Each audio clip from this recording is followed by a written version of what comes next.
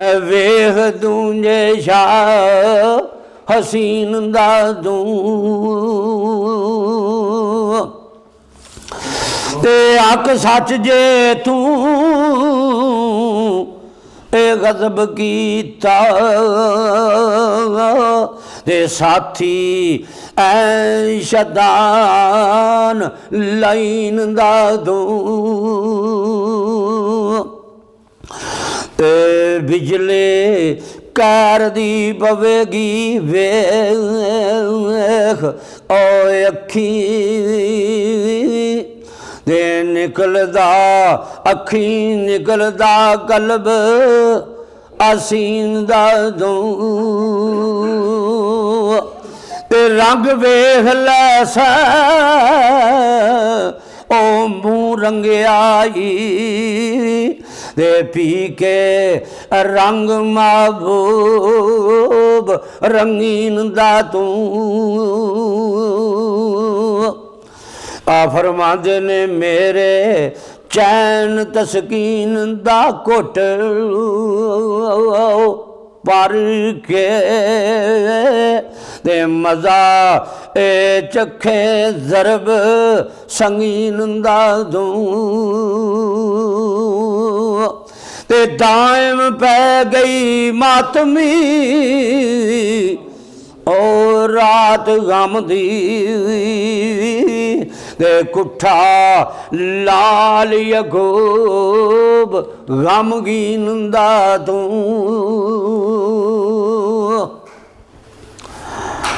जनाब हज़रत यकूब अलैहिस्सलाम दुआ मंगते ने क्योंकि उन्होंने रब की तरफों उन्होंने पैगाम आंदा कि दे सिर ते हथ रख के तेनों हुक्म फरमाओ तो जिहड़ी गल आखो दे करेगा। उन्हें दुआ मंगी पगियाड़ नूं जबान लभी तो उथे पगियाड़ की आंदा ए गुरगमू आसमान दे वल करके दे रो रो छमा छम नीर वगावंदा आई छुरियां गुजियां काल जे ओ वगदियां सो ते मुँह बोलना कुछ सुनावंदा ए बार अच्छा ए गुरगमू आसमान दे वल करके दे रो रो छम छम नीर आमदाई छुरियां गुजियां काल जे वगदियां सो मुँह बोलना कुछ सुनावंदाई ते बार गा खुदा दी करे ओ छेड़े ते करें माल का जीवे तै पामदाई ते मैनू आहे बख्श ज़बान बयान वाली कब्र आमदा ते थर थर आमदाई थे याकूब अलैहिस्सलाम ओ वल्ले उसे कड़ी खुदा ए बदलावंदाई आहे रखो आओ सिरे ते हथ ते ए बोल पैसी नबी उठिया ते शुकर बजाउंदा इस वेले सिर ते हथ रखिया पगियाड़ दे ते साफ बोलिया गुरग इंसान ओ वांगू ते साहिब सिरे ते हथ जा टिकावंदा ते दाइम आ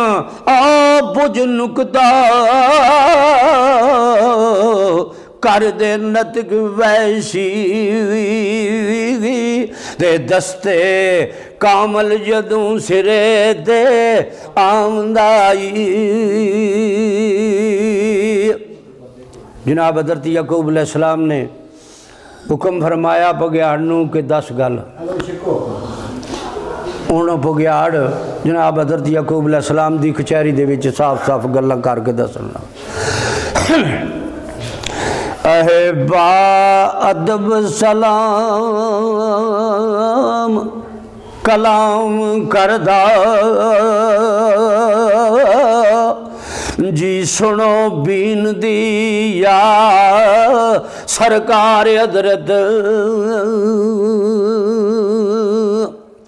आंदा ताकत नहीं इत्थे दम मारने दी क्योंकि इब्राहिम दा ए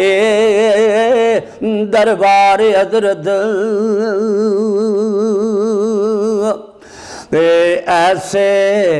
जुल्म थी रब पना ओ देवे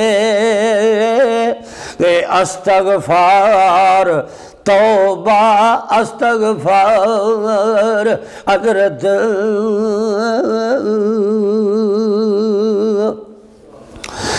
आंदा तेरा लाल यूसुफ मैं नहीं मूल खादा ते करो साफ यकीन इतबार हज़रत पगियाड़ कहंदा कि नबी वली तुसी हो उच्ची शान वाले ते दर्जे मर्तबे बे शमार हज़रत अहे जिस्म तुसा